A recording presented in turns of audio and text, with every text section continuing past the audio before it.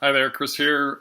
I want to talk to you for a minute about the importance of the biosphere from a climate solution perspective. I have tried to write a quick synopsis dozens of times on this subject, and it is really hard to get it down to 2 paragraphs. Just focusing on the topic of forests and their necessity to the future of life on Earth. What we've done in the first 4 sections of this series called the value of Biosphere Earth is first lay out the current science on the timeline for the evolution of life on our planet. Second, talk about the life support system in an analogy that says it's like a software stack. It's a system that we live inside of that creates the functionalities that are bigger than we are, bigger than our technology is, that we require to live. We require to exist. We require to have brains. It is the container for our consciousness and our physical lives. The third piece talked about this idea of ecosystem services that is really underserved in the environmental community and the arguments on why we should be protecting and restoring the environment today. And so in that piece, really just tried to establish that the ecosystem services on our planet are too numerous to count. And I listed about 75 in the graphic and the essay and the scientific synopsis. In the fourth piece, I talk about this idea that we have already confirmed there's just absolutely no way to live on another planet within any mortal human scale. The nearest planet that is in a habitable zone other than Mars is over 73,000 years away by current space travel technology. And then the next option would maybe be Mars or the Moon, but these planets have no atmosphere, they have no soil, they don't have enough water, they don't have enough carbon, they're too cold for life, and on and on and on. There's, in our life support system, back to the episode number 2 in this series, there is enormous infrastructure that has been built over billions of years, and it started at the microbial scale. That built up for about 2.5 billion years before we got to the first macroorganisms, and then it took about another billion years to get to the second layer of macroorganisms, and then it took a few hundred more million years to get to the first plants and animals, what we typically identify as nature. And that microorganisms are in every single organism and on every single organism, and they're in the air, they're in the water, they are in the soils, and they're below the soils in the crust of the earth. And the point I'm making, or the point I'm trying to make here, is that this microbial infrastructure is a base level requirement for there to be a sustainable life support system on another planet. And so far, we don't even see evidence of that anywhere in the known universe. There may be some inklings of microbial organisms, but they're certainly not developed in a way that could support complex life as best we can tell. And anyway, that point is made that there's no other planet to go to, despite the popularization of science fiction and the idea that we wish we could go fly from planet to planet and be a spacefaring civilization. There's really nothing out there in terms of a life support system. So in this particular segment, the main thing to establish is that it is this incredible infrastructure from the micro scale to the macro scale that is built up over billions of years of genetic adaptations that is self-regulating. It has its own intelligence. If you look at your own body and consider the miracle of autonomic functions that are keeping you alive right now, not just the fact that you're breathing, not just the fact that your circulatory system is moving moisture and blood throughout your body, not just the fact that your toenails grow themselves, but also that your body adjusts to whatever climate it's in instantly. Your body knows how to deal with different temperature changes, different humidity changes, and that your body is constantly fighting both on its own and in concert with microbial life that lives in and on your body. It's fighting against pathogens and viruses and things like that. Obviously, COVID is a virus that we can't defend against in some cases, and we all know about that. But in general, our bodies are extremely well adapted and well adapting to the many, many challenges they face at the microbial and macro scale. This is true for all the organisms that are on Earth today, that they are fundamentally capable and competent at living And we currently have this wonderful Goldilocks climate, as we call it, where human beings are living in a temperate ecosystem of planet Earth that has provided for the right temperature and moisture flows and nutritional flows and mineral flows to create a proliferation of life that we have been able to build civilization upon. The climate conversation so far has been anchored in the idea that we need to reduce greenhouse gas emissions and particularly carbon as fast as we can. And the climate change that we've already seen has occurred predominantly or maybe even entirely because of the loss of the ecosystem infrastructure that exists on our planet. Forests are the easiest systems to talk about because as giant plants, they have the greatest volume of impact and influence on the climate system around them. And so I'm just going to talk about forests for a couple of more minutes. When you look at what forests do for the climate system, it is effectively that they are these miraculous resources for us, again, vastly genetically intelligent, that are capable of influencing moisture flows above the forest canopy, within the forest and surface level ecosystem, and below the surface level of our planet in the hydrological systems. The above the canopy moisture flow influence has a net cooling effect in warm climates and in warm seasons all over the planet. This is a reliable, dominant fact that's in the research and science that I'll put plenty of citations to this in the notes here. And what that means is that effectively, we can assume that the more forest that we maintain, the more forest that we put back onto our planet, the better chance we have of not only absorbing carbon at massive scale rapidly and keeping it out of the atmosphere and letting that carbon be a resource for photosynthesis, for biodiversity habitat, for fertilization and pollination of our food system, but also primarily for this moisture benefit. The moisture benefit is both aerial and, again, over the surface of the Earth. When it's over the surface of the Earth, it has an irrigating effect. That irrigating effect is keeping us alive because it's helping to irrigate our food system. It's also helping to reduce temperature at the layer of the atmosphere we live in, the lowest part of the atmosphere, right at the surface level of the Earth. Above the canopy, the forests are emitting water vapor that generally in warm climates triggers cloud formation, which creates a cooling effect, and also then downwind creates more precipitation, more irrigation for other ecosystems, other forms of life, whether you're talking about a farm or a wild place or the interior of a city and your own garden.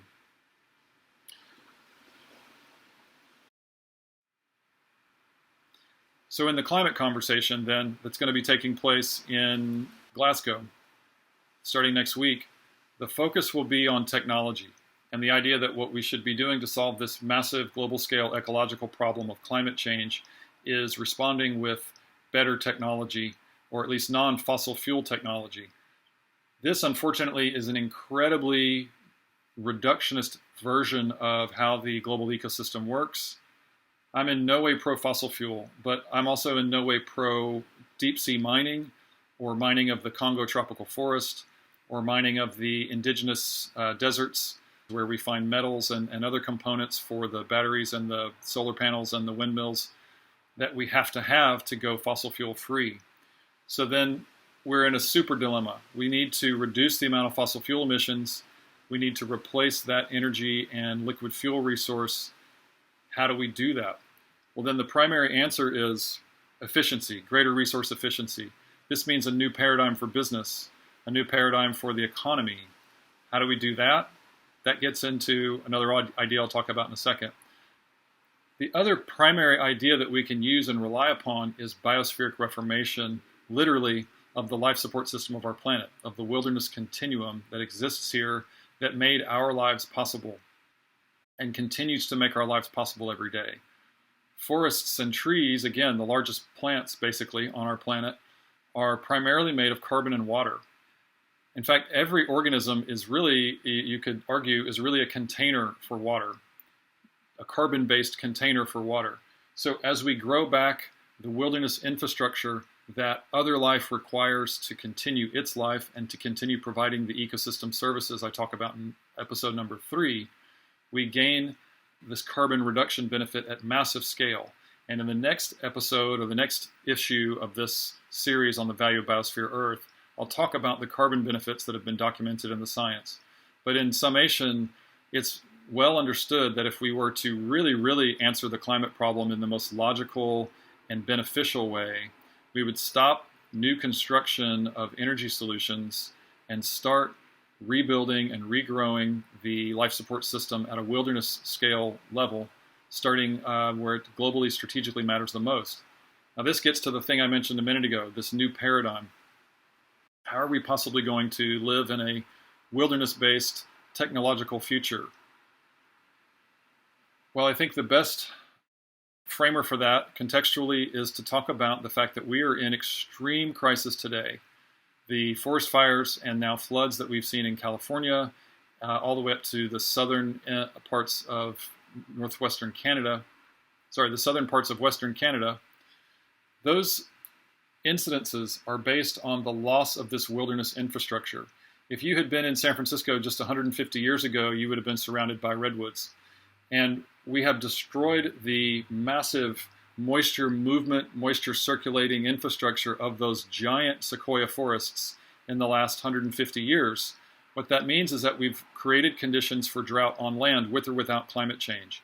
And as we add more cement and more built infrastructure, more dwellings, more other aspects of our industrial economy to California, we reduce the amount of sponge that's in that ecosystem. Sponge that is both the quality of the soils, which are really good in the coastal to the central parts of California, especially north of LA, but also in, again, the wilderness infrastructure of the forests, these above ground giant plant systems that we have to maintain a temperate climate. In doing all of that, we have fragmented across the entire United States the ability of the moisture cycling that is created and provided by forest ecosystems, because like us, they have genetic intelligence. They want moisture. They will consume moisture, hold it and circulate it amongst themselves in their forest community ecosystems for as long as possible, and then release it into the atmosphere, either because of heat or because it's time to cycle out the moisture. And this is a paradigm that I connect to, again, genetic intelligence that's billions of years old. The first microbes also had to have moisture to survive. So life has always been based on the ability for organisms to acquire, utilize, and cycle moisture. And when you get to this giant infrastructure of the sequoias that used to be in Northern California, and this system that was capable of moving moisture into the interior of the continent of the 48 United States. Now we have radically reduced the number of sequoia trees in the last 150 years. We have radically fragmented the other types of forests that are there. We're still doing that. We're still cutting down forests to save forests. What we should really be doing is looking at how to grow forests and increase the quality of the sponge in the soil systems around them and that support them over the immediate term and the long haul. And I'm starting to talk now about the idea that our thinking about how to live on Earth should begin with 1 to 1,000 year plans for the future of civilization. As biointegrity, I'm advocating for a 1 to 1,000 year perspective on how we advance human civilization. So back to the question of how do we do this? How do we rebuild wilderness infrastructure? How do we utilize resource efficiency to reduce the amount of fossil fuel pollution, reduce the amount of mining for solar panels and electric car batteries and windmill copper and so on and so forth? Well, there's two ways, I think. Primarily, we're talking about getting massive investment in this concept of circularity, or the cradle-to-cradle economy. Now, the cradle-to-cradle economy is based on an idea that you design every newly manufactured item so that it is a net benefit to the biosphere, to the life support system of our planet. What we have currently on Earth is an incredible amount of waste. We have, from World War II, we have aircraft carriers and airplanes that have been dumped into the Pacific Ocean that are full of probably reusable copper and other elements for this net zero energy generation system. We have landfills all over that are full of other types of materials. We have ocean plastics. Rather than talking about how fast can we harvest wood and so forth, we should be talking about how fast can we harvest the materials that we've already used. How fast can we reclaim them? We need Elon Musk's not to develop electric cars, but to develop circular economic means. And the feedstocks for these newly manufactured items on Earth need to be from recycled materials as much as we possibly can use them and find them. For that, we need massive investment. This is bigger than a moonshot idea. This is a forward-thinking idea about reality, that if we depend on a giant life support system to maintain human civilization, to have an economy, then we depend on the wilderness continuum itself to deliver all those things. If the wilderness continuum is being destroyed by the human economy, then the human economy is self-destructive. That is the reality that we live in today. But we have an incredible resource that we are not yet discussing as the primary resource for the advancement of civilization out of these existential ecological crises, and that is the expendable wealth at the top of the wealth paradigm. There are multiple types of entities. There's, of course, the billionaires.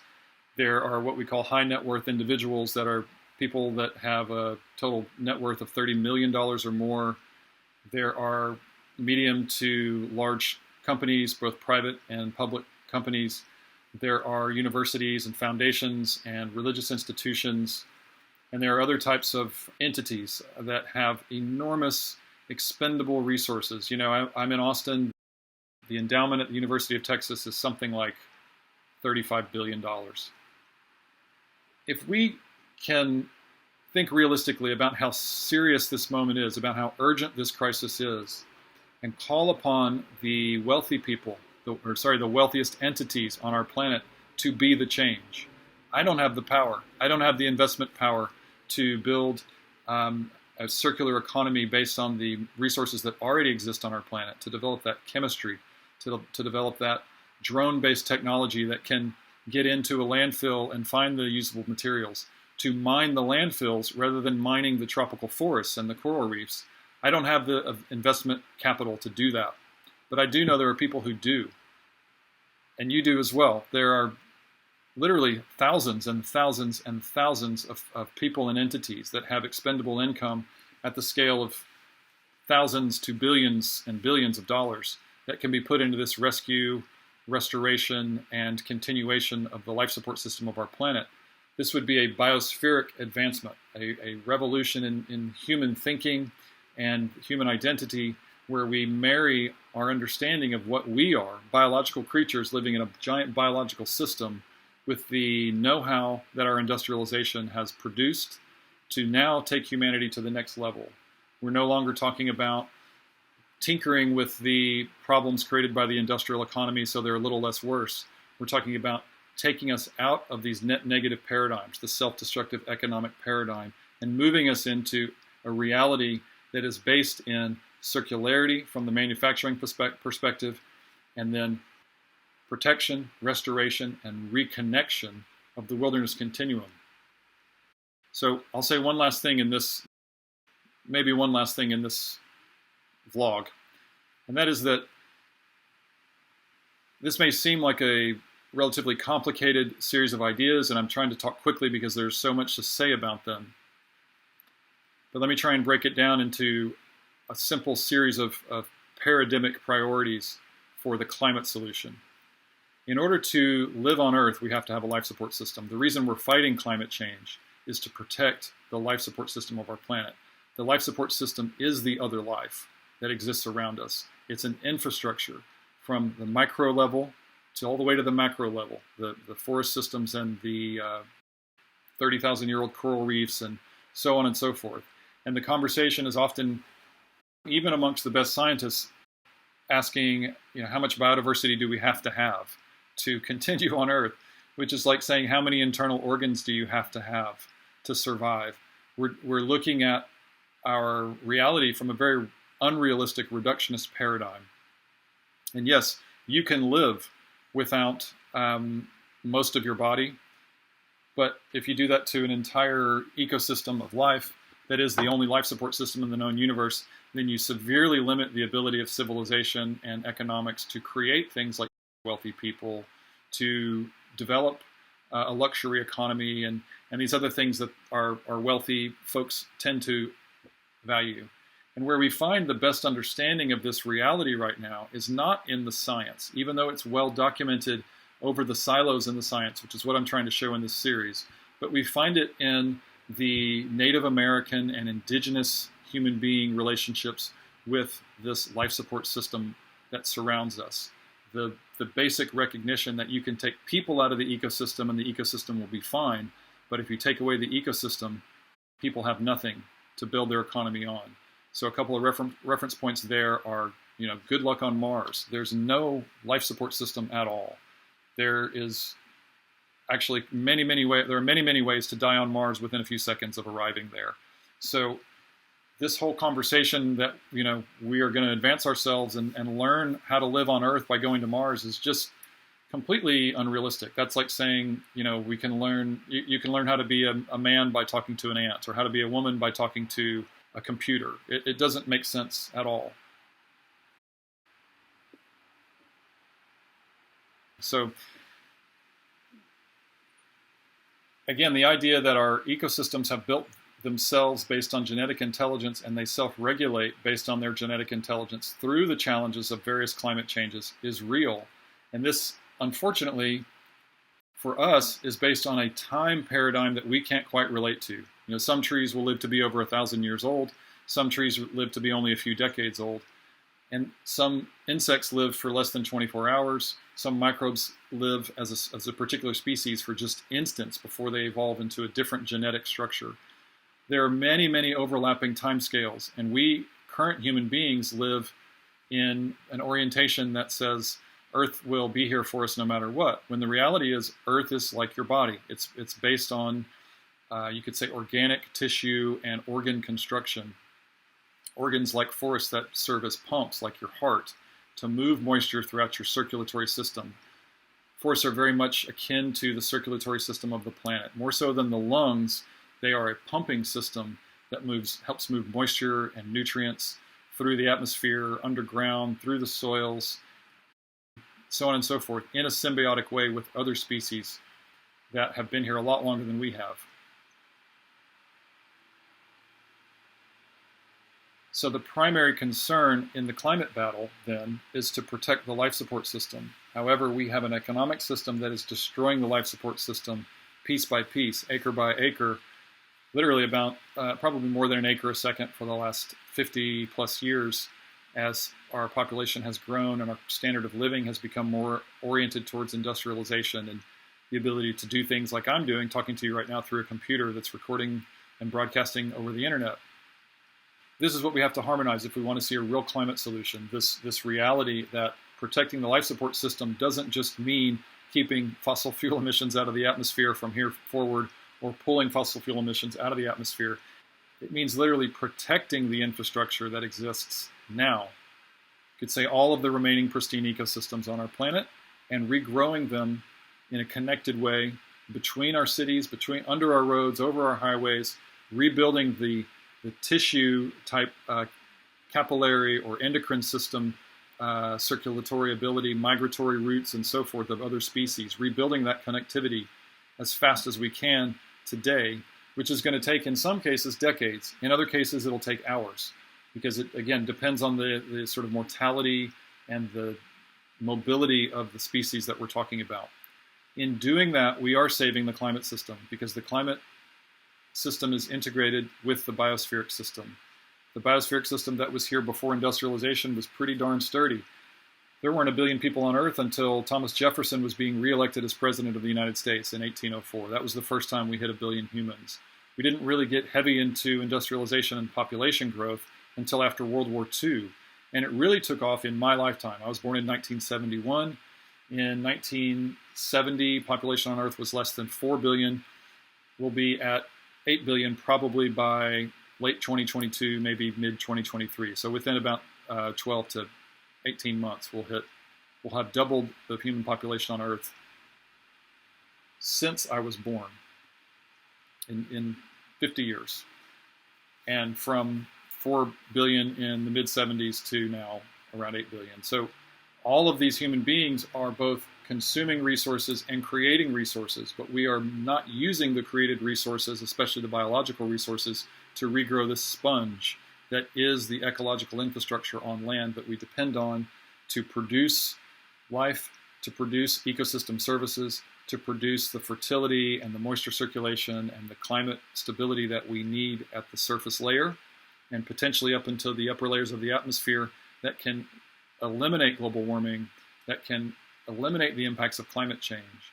We can utilize all of the biological waste in society, whether you're talking about black water and gray water from human waste, or the compostable materials that come out of an office paper, I don't know, cleaning supplies that are non-toxic, to the packaging for the takeout food that people use being compostable, to the larger scale items, our clothing, our furniture,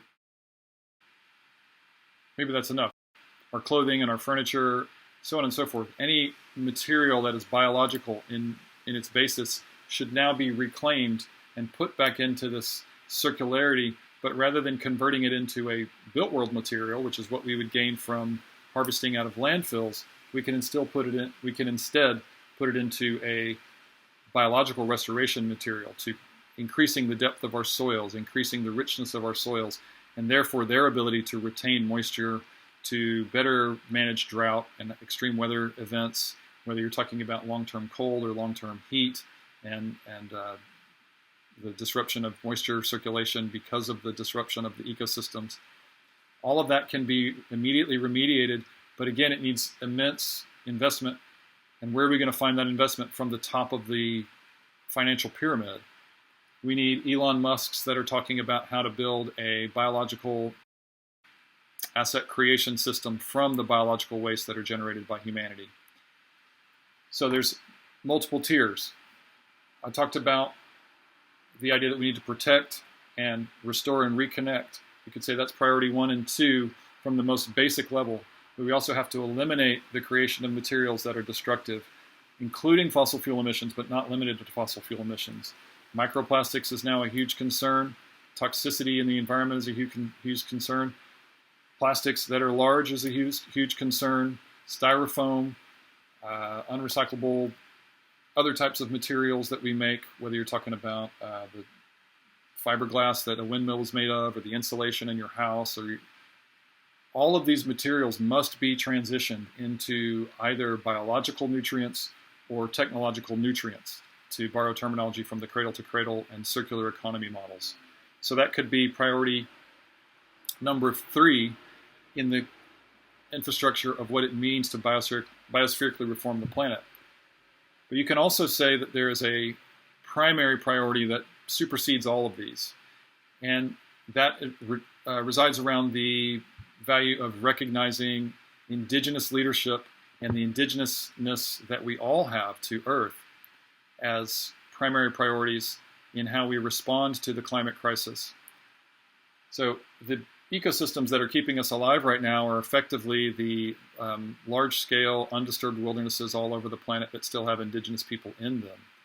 It turns out that managed ecosystems that I include myself, of course, that the white folks purchase and then try and utilize in certain ways to produce certain commodities, those ecosystems are not as good at climate resilience, carbon absorption, biodiversity protection, moisture circulation, et cetera, as the ones that today's remaining intact indigenous communities live on. If you look at the amount of biodiversity that's on our planet today, something like 80% of it resides on indigenous lands. But indigenous people live on less than 20% of the lands on Earth. So you can crunch those numbers pretty quickly. We have to learn from them these fundamental ideas that you can take the people out of the ecosystem and the ecosystem will be fine, because the ecosystem is larger than we are. But if you take away the ecosystem, if you destroy it with industrialization, then people will not have the resources to live. So that indigenous leadership, indigenous sovereignty, indigenous rights, basic human rights, the adoption of indigenous peoples' values and understanding of relationship with the other living members of the biosphere as equal members of the biosphere, or even as our relatives that we depend on to live. You know, the Native American concept of worship from the Christian perspective is really more about gratitude for the existence that is provided by things like trees and water and animals and plants for human beings. It's not about the idea that you're worshiping in a maybe a pagan way this tree as some magical spiritual creature, although it could be certainly understood as a magical spiritual creature. It's about recognizing and appreciating and giving thanks for the fact that it is that creature's existence that makes your existence, your livelihood possible. I'll leave you with one final idea here. I'll leave you with a few final ideas here. We can't build enough carbon absorption facilities fast enough to remove carbon from the atmosphere. And in doing this industrial-based carbon capture stuff, what we're really talking about doing is more industrialization to remove carbon in a very inefficient way. So the total carbon footprint of something like the carbon capture plant in Iceland is tons and tons of greenhouse gases through the metals, through the clearing of the land to put the system in, so on and so forth. But if you look at something like forest regeneration and natural regeneration, that system might need a little bit of help, might need a few berms cut in to help the moisture soak into the system so that it is better at staying irrigated in the soils over time and utilizing the nutrients in the soils over time than it would be without that assistance. It might need a bunch of plantings, which, by the way, need to be of different species that are locally appropriate and different ages, so that the system grows back in a more wild way, not in a monocropped, all the same age stand way. But when you look at this comparison between the value of natural ecosystems, whether you're talking about pasture or fisheries or forests, to constantly accrue more carbon year after year, that volume of carbon accrual will increase year on year. And it will increase by tons year on year on year on year, which is what we need now. We can answer the other half of the fossil fuels and clean energy generation problem through natural regrowth and restoration, through protection of the ecosystems that we have now, through reconnection of their integrity so that species are better able to deal with climate, or so they're just restored back into what is their natural habitual livelihood.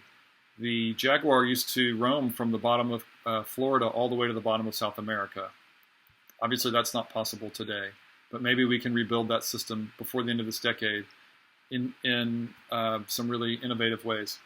The gray wolf used to navigate its life from near the top of North America to near the bottom of North America. Again, obviously, that's not possible today. We have to solve problems of current human development needs, poverty, food production, energy production, jobs and livelihoods by solving the problems of life support system rescue, restoration, and continuation. We can't solve them through greater industrialization. That just creates more problems in different areas. So to reduce the greenhouse gas emissions that we need to, so that we can avoid this catastrophic global warming of which we are already in, we can regrow ecosystems. We can develop technologies that help to foster ecosystems rapidly establishing themselves so that they can regrow for decades and centuries, rather than cutting down more things, drilling more things, and building more things so that we can make our expanding economy a little less negative in a particular sector, fossil fuel emissions or plastics or what have you. We have to transition the whole thing into a biospheric reality paradigm. And that is what we need to be talking about today, is that the primary solution to the climate crisis is not technology. It is ecology. It is biosphere. Biosphere is the life and living ecosystems on our planet that precedes us by billions of years. No other known planet in the universe has a biosphere of any scale, So far, we haven't even found one microbe in the rest of the universe. At some point, we probably will, but one microbe isn't enough to build an economy for human beings. So we're here, we're earthbound, and we need to celebrate that. We need to advance rapidly with that consciousness. We need to become the earthbound spacefaring civilization, perhaps, but we can't become a spacefaring civilization to solve our earthbound problems. I hope this quick run through a bunch of the thoughts I have around the climate solution is helpful to you, and please stay tuned for more on the value of Biosphere Earth in this series. Thank you.